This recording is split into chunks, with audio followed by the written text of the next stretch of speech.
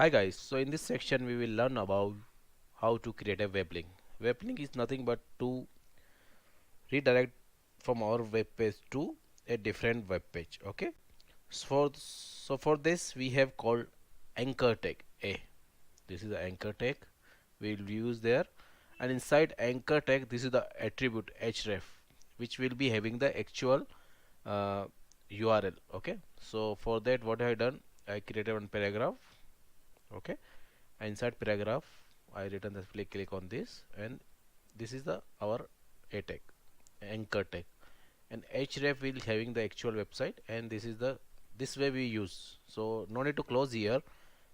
After href you should close. Okay, so this is completed anchor tag, and after that between ending beginning and ending tag I am putting some text here. See, so this text only visible on the web page and this website thing, because it won't be good just if you're putting some text, so it will like understandable like what this while clicking what will happen.